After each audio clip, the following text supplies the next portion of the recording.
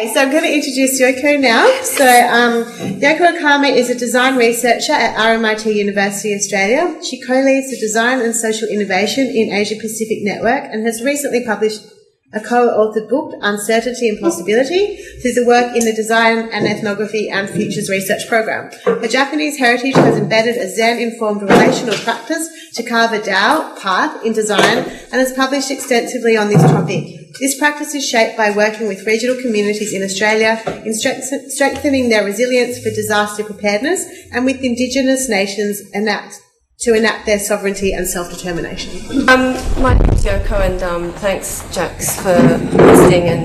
And half me wanting to participate was also to hear these presentations, so it was really great to hear that. So I'm a design researcher at RMIT, and as Jack says, I'm Japanese. But I wasn't named after the infamous woman who's allegedly split up the Beatles. I get asked about that a lot. This talk is kind of like a bit of a rehearsal of a paper that who I'll talk about in a minute, are about to present at the Participatory Design Conference in Belgium this year. And when I was planning on coming up to Sydney, and I said to Jax that I'm happy to do a talk. I was half in mind going, maybe I could use this forum as a way to rehearse that. So half the reason why I'm reading it is because it's still a bit raw in my mind, so apologies. But also that's why I'm really keen to hear your feedback on what this might suggest for you.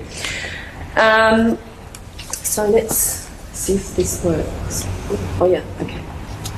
I've been in Australia since 2001, and I don't know whether you know, but RMIT is in Melbourne, so I've been working most of that time living in Melbourne, which is on the land of the Kulin nation. So I know you did acknowledgement, but I'd just like to thank and pay my respect to the Gadigal and Gurunga people of the Eora nation, their elders past and current and future, and to recognise the strength, resilience and capacity of all Aboriginal and Torres Strait Islander people. And so I just could never do this without getting upset. And to stand in their footsteps, millennia old, whose cultures and customs have nurtured and continue to nurture this land. I'd also like to thank and pay my respect to the Wiradjuri Nation and their elders for inviting me to have a sovereign relationship and to welcome me. I'm so sorry. And to welcome me as a Japanese person in learning and working alongside Wiradjuri people.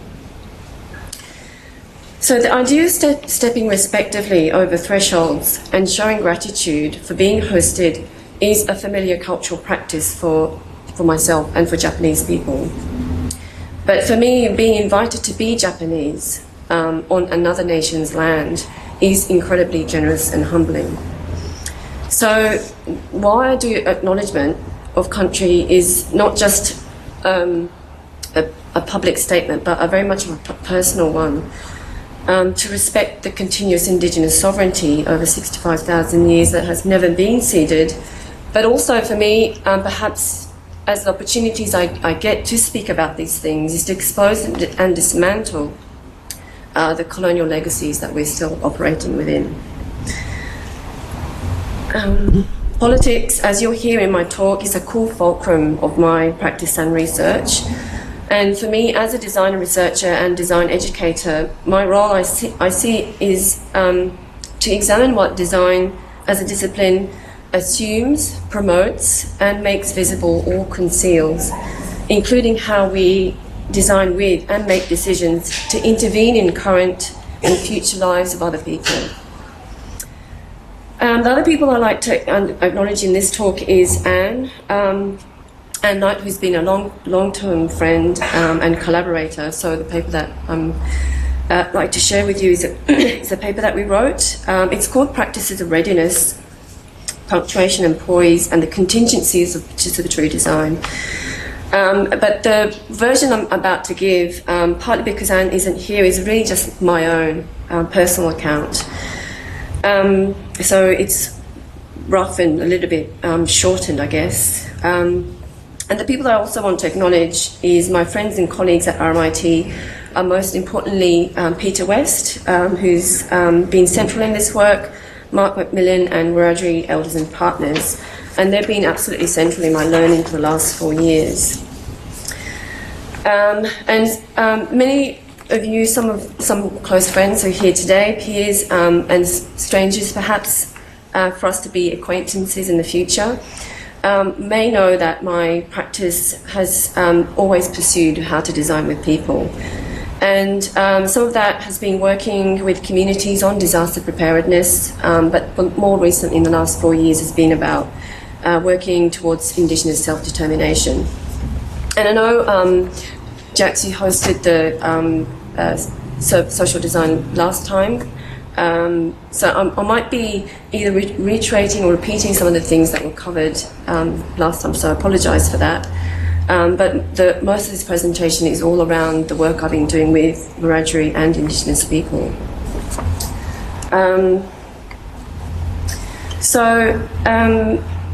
Through this practice and with my friend Anne, we have shared many of our thoughts about the worrying trends in the method centricity, how we see that a method can't really be a method until it's embodied and performed with people in situ. So as I was hearing Dee's powerful talk, what I felt was this resonance in our practices, and all I'm doing is talk about what's actually underneath the hood of that method. So I'm speaking about the practices that I enact, I guess, without having to talk about method as something that's detached. And why I talk about that is, for me, it's so important to keep reiterating, because the method, particularly this one, which is around disaster preparedness, and these methods that I have developed has been widely adopted by emergency management fields and widely used around Australia. And how that then gets played out in design is that it takes the persuasive rhetoric of design's power as if it's a method alone.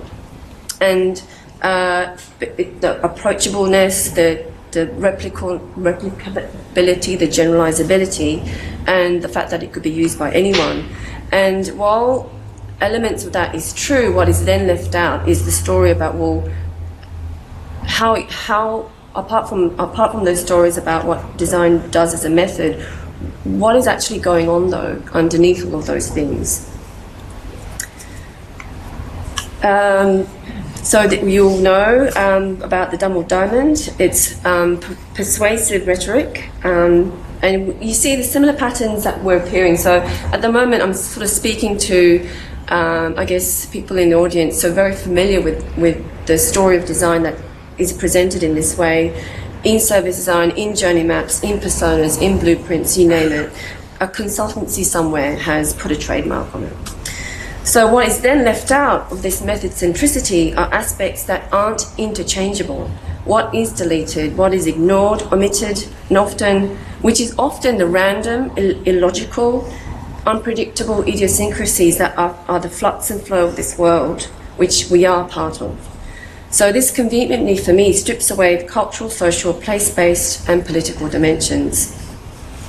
So if we consider that any intervention and decision-making is an ethical and also political act, arguably we say that not enough attention is placed on what is left out as well as what is left in when lived experiences are shared. So when methods like these become popular as icons of design, used zealously and unquestionably by designers and non-designers alike, what they represent or not, what they conceal and assume, what they privilege and emphasize, all remain invisible. So Anne and I have published on this, we speak about this a lot, because of the responsibility and the privilege that I often get to speak about these things, such as in this forum, is really speaking to the design community, for us to be vigilant of such tendencies. And most of us really have their hearts in the right place to try and do the right thing. But as the old adage goes, the road to hell is paved with good intentions. So let's really think about what we're really doing, and let's really think about how these things are embedded in our practices. So the paper that I wrote with Anne follows this concern and trajectory to challenge those design conventions by addressing what happens as we step into a situation to alter it with others, an aspect of practice that can't be replicated or interchanged. We ask how we ready ourselves to intervene responsibly in the contingent situations that arise in co-designing, and how do we attune to group dynamics to respond ethically to unpredictable developments when working with community. We do this by speaking about our practices of readiness through two qualities, and we nominate these two qualities as punctuation and poise, which are constituted by personal histories, experiences, philosophies, and culture. So as I said before, these factors are often omitted to promote this design persona who's often expected to be neutral, agile, creative problem explorer and solver. So you all heard general statements of this kind about what the designer is and should be. So that the design culture of nowhere and nobody, making design easier to generalize and replicate, which in fact defaults to an imaginary white and Western reference point. So in contrast, the stories that we aim to share and show are the choices and interventions that don't just come from nowhere. Instead, the story that we hope to demonstrate is that every encounter is an ethical and political one, informed by long-held commitments and cultural influences that influences every moment and every dynamic. We talk about how our personal histories and philosophies manifesting through our preparations affect everything that happens. And so we use these two words, punctuation and poise, to catch something of a rhythm of how we participate in collaborative activities and how we see their usefulness in nuancing these accounts of our experiences. This is Anne, just over here. This is a silly pic that we took in Bangkok. And as I said before, Anne's absolutely central in this paper and in the work that we've been doing together. Unfortunately, I don't have the time to share her story. It's not really my story to share, but if you have the chance, I'd invite you to read the paper in which her story appears. It's a really compelling one of her practice of running workshops with a group of passionate, strong, contrasting activists in the UK that are undertaking social change, and how she negotiates this very volatile politics of dynamics in the group by drawing upon her education in drama training, particularly this Viennese theorist called Marino's social drama theory. So her granular account of punctuation is a change of gears, which she calls tacking and weaving, and finding the rhythm to enable emergence of multiple perspectives, allowing her to compare paths, disrupt configurations, recognize hidden currents, open new directions to reflection, or invite decision-making. For Anne, poise means it's a point of composure on a path of creative spontaneity. It's an endless moment of balance and anticipation when tools are at hand, options seem inviting, and constraints and opportunities settle into new formations for action. It appraises situations, including one's and others' intentions, before choices are made. So from here onwards, the story is my own, which I explain through everyday rituals, informed by philosophy of Ma in Japan. So I refer to my Japanese philosophy because I am Japanese, to perhaps counterbalance the narrative that you hear a lot about design, which is often framed in a very Western perspective, when arguably my practice I draw from being Japanese. I don't know how many people have been to Japan, so maybe a few. So for those who have visited, you might have noticed that when you visit Japan, there are many rituals, like preparations when you enter a house, you have a bath, you enter an occasion, a relationship, a season, or a sacred place. So when you're visiting someone's home, you're embodying respectful greeting by bringing a thoughtful gift, anticipating somebody's inconvenience, and you take your shoes off before finally crossing over their threshold of their home. Similarly, this is one of the most sacred Shinto shrines in Japan. When you enter a shrine, visitors pass through that torii gate, which is the crossbars there, which demarcates sacred grounds. So the rituals preparing to enter into these sacred grounds include you wash your hands, you rinse your mouth, you waft incense to cleanse kokoro. Kokoro means body, spirit, and mind, in readiness to being opened up and envelop the awe, mystery, and the wonderment of the gods. So this preparation requires kokoro, which is mind, body, spirit, to be clear and open. The clear and open is the term mushin. It's thought to be said like a mirror free from stains. The torii gate, which is that gate that you pass through, signals that preparation for entry, for awe and wonderment that envelops you. So it means that when you enter that space, or when you cross over that threshold in haste and mindlessness, you'd only be mindless when you arrive at the shrine.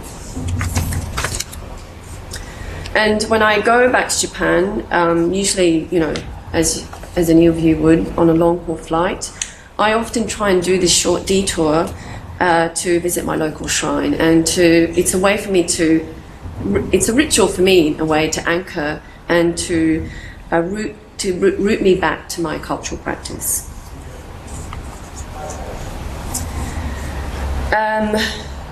So these entry into seasons and life stages is marked in Japanese culture by festivals, ceremonies, public holidays, and it's a way to help orientate people through passage through time, space, and their life, and as a way to create this sense of belonging in the world. I don't know whether you know about the cherry blossoms, but the cherry blossom festival called Hanami is a really big deal. But it's not so much about the celebration of the blossoms, but it's really about to contemplate life when you see the blossoms scatter in the spring wind. So these everyday examples are multiple dimensions of preparedness, from these habitual acts of how you enter a host's house, you enter the shrine, to being present in the moment and being receptive to transitions. These practices are said to derive from the Zen teaching of Ichigo Ichie, one opportunity, one encounter, to treasure every moment as once-in-a-lifetime occasion, and to highlight one's full participation in a transient experience. So these teachings are being taught by my parents, my elders, community are fundamental in my life. And this is how I enter and nurture my relationship with the world. So this is where I kind of start to talk about a very complex philosophy called Ma. So while the slides are being ready, so I use this term Ma, which is the character up there, as a way to ready myself to enter into these spaces and relationship. So design, including many creative practices, have co-evolved with Ma in Japan, which is evident in its theatre and art, poetry, architecture. So Ma is a colloquial term in Japanese, but it's existent in China, and it's evolved with Taoism, Zen Buddhism, and Shinto.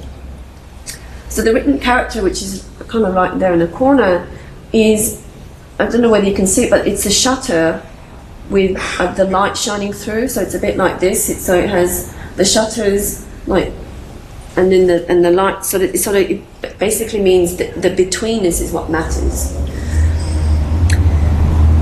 So Ma is important for me because it foregrounds dimensions of relationality that are harder to evidence and capture.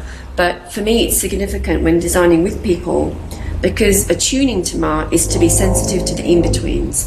So the character of Ma, the shutters that's half closed, the light that is shining through, it's about being sensitive to the betweenness of those shutters. And the in-betweens, which I thought this slide might communicate quite well, is constituted by form and formlessness. So it's the absence, the emptiness, and the form. So it's about the relationship of those two things. So the absence, emptiness, nothingness, which is mu, and ma, which is the shutters, the space in between. Ma is a way to notice the interstice, the gaps, the white space, the pause. This ma is often called pregnant nothingness to suggest its boundless potentiality and imagination. So when I talk about ma, a lot of people would understand ma if you're, say, a graphic designer and you understand the use of white space, or if you're a theatre person, you understand why there's certain pauses being put into a performance or a delivery. So the fact that these absences, silences exist isn't because it's not about it not existing, but it operates in a certain way. So punctuation that I talk about, which is quite different to what Anne might speak about, is about these brackets or ellipses. It's a way to activate that sensing of what isn't there. So such devices is a way to create these in-between spaces, opening up the meaning and invitation to the reader or the listener to sense other layers as part of the totality. So, which is how punctuation is kind of interpreted in English, is about stopping or breaking continuity, or with a deliberate interruption. Punctuation that I come at from ma is orientation towards sensing or heightening your sensing of absence. I don't know whether that makes sense. It's a pretty, deep philosophy, but So I want to start talking about my practice over the last 4 years, which is working with Aboriginal people to contribute towards Indigenous nations' self-determination and governance. And in particular, I've been collaborating with Wiradjuri Nation, and that's been profoundly rewarding. And we've been designing various events to celebrate Wiradjuri sovereignty and practice cultural renewal. And in this work, I'm invited to use the term sovereignty. And this follows the pioneering work of Aboriginal colleagues, Larissa and Mark, as a way to build relationships with Indigenous people.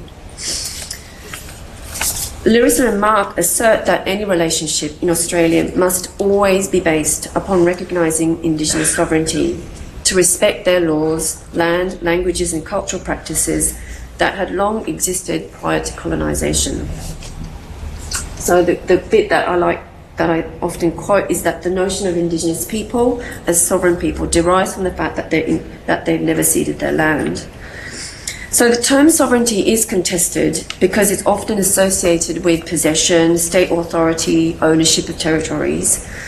But this invitation to use and reframe sovereignty is particularly salient for me because it begins to welcome my own Japanese heritage, language and cultural practices. And here I learn a lot from my collaborator of this work, Peter West, and his PhD. So he describes sovereignty as an act of invitation and the offer of being in relation to Indigenous sovereignty. Sovereignty is within and between Indigenous people and place, and an obligation to this is offered to non-Indigenous people through invitation. So Indigenous people offer you to have a sovereign relationship with them by acknowledging and respecting their sovereignty. And I'm sure if you have worked with Indigenous people, their custom to ask you is, who's your mob? So many elders ask me who my mob is, and I respond to this question to introduce the stories of my family, the history of migration in my family and my ancestry. And during Indigenous formal welcoming ceremonies, I'm often being welcomed as a Japanese person, which means what requires in this work for me is to foreground my culture, and who I am is central to this work. I'm not just a designer and researcher from nowhere. So when I practice my sovereignty, it means to be a Japanese woman on shared land with and alongside Indigenous people to build this sovereign relationship. So this is what Larissa and Mark talk about, this necessary footing that is critical in order to transform relationship in the broader Australian society. So when they talk about if there is to be a new relationship between Indigenous and non-Indigenous Australians, which is premised on mutual respect, then recognition of sovereignty must be the cornerstone of this productive relationship. that recognition of sovereignty isn't about recognition of Indigenous sovereignty, but the sovereignty that you also have. So responding to this invitation to practice my sovereignty in relation to Wiradjuri sovereignty meant that I too have been renewing my culture as a design researcher. And this is quite common for many people who have been taught in the West. I've largely been educated in the UK, and I've been institutionalised to background my heritage, to foreground the gaze of the dominant, culturally neutral designer, whose skills in creativity and problem solving are deployed productively onto others. This unlearning and relearning for me has brought forth a different consciousness or a mode of being, and this has been taken in two ways. Firstly, by reawakening my Japanese culture by studying its philosophies, and secondly, by being with, speaking to, and learning about Indigenous experiences and worldviews from Aboriginal colleagues and friends. So it's obvious to say that I'm not Indigenous, I'm not Australian, and I'm not white. So my reference points to know how to be in that respectful sovereign relationship with Indigenous people comes from the cultural practice of knowing from within.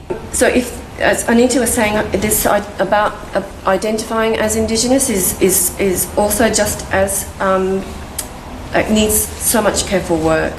So when you're designing mechanisms to engage, to celebrate, to practice Wiradjuri sovereignty, this is the condition that I work in. And this is the bit where I wanted to talk about.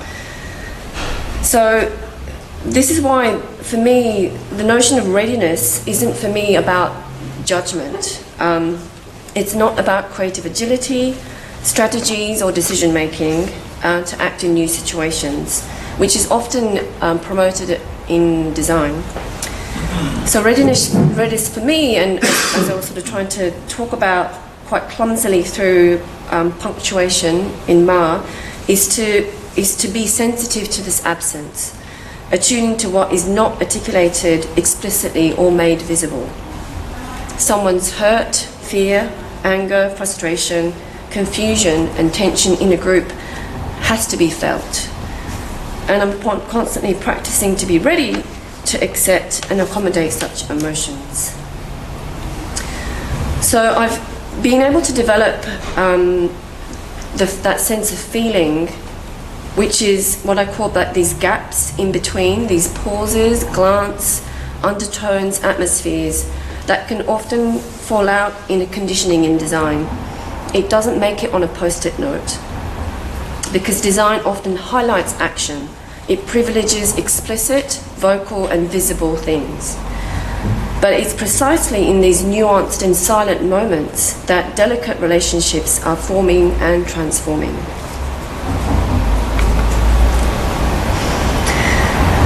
So weaving is a central feature in many of the events that we do. It's led by Wiradjuri elder and master weaver Auntie Lorraine Tai and Linda Elliott, who's an artist and curator at Wagga Wagga Art Gallery. Weaving and yarning provides cultural safety, healing and connecting for people to gather, both in the physical sense of collecting, by the way, I'm kind of quoting both of them, both in the physical sense of collecting, making, working with traditional yarns, and metaphorically in the ways of talking together as everybody worked with their hands and minds at the same time. Moments of weaving are often enacted silently. So the work that we do requires a long-term effort in enabling systemic, political and infrastructural mechanisms for change. For me, readiness isn't about facilitating workshops, participating in a gathering or visiting a community. As I talked about earlier, Zen Buddhism's teaching of Ichigo Ichie as readiness is to fully participate in transient experience, and for me, Ma helps to emplace myself in between. Seen this way, readiness takes place on multiple and continuous dimensions. So the poise that I talk about is important when entering relationships, respecting boundaries, crossing over thresholds, anticipating turbulence, and appreciating moments of encounter as a heightened aliveness and complete saturation in our transient journey. Punctuation helps me to sense the imminent, incremental details of transformation that can be hidden by their very nature of being silent, intimate, layered, ephemeral, dispersed and serendipitous, and intuited through feelings and bodily encounters in relation to other things and people. So the last slide is just basically a video, and so I'm sort of playing the video and when I'm talking and somehow us meeting in between that. So the positionality I have on this project is constantly shaped by these encounters, the relationships and the emotions of the research. It is not fixed, but it's created relationally, necessitating a practice to surrender to emergence and serendipity, to suspend judgment, and opening up to the kinds of relationships that I might create or change, as well as being changed myself by those relationships. This is a constant readying to being fully present. So in summary, that's Anne and I, put forward that readying is to draw on who we are and what we are doing in situ. We are the sum of our practices, context and cultures. We show how deep undercurrents of personal history and experience can surface when and why, according to the situation in which we're immersed. By exploring how these commitments play out in our actions, we can begin to understand our participatory practices better and work with greater sensitivity to others in the design process. In doing so, we also reveal a way of working that approaches uncertainty with more resilience than formal methods are able to do. This interrogates the conventions and entrenched legacies of designs from nowhere to encourage experimentation with recounting our whole selves, to show how to share our practices by taking feminist phenomenological insights on positionality and reflexivity and make them work practically, not just to articulate our practice, but to shape that in process. The emphasis we give to preparation and readiness is precisely because the risks and stakes are very high when working with communities. So stepping willingly into and intervening in these situations may make these projects precarious. The ethics on when and how to try and learn together about undercurrents, however painful, are no clearer than the procedure for enacting these discussions. Paying attention to our readying practices honours the uncertainty of these encounters to accommodate the unknown and unpredictable, because the pathway and impact of design is impossible to anticipate before embarking in such highly charged political contexts. Thanks.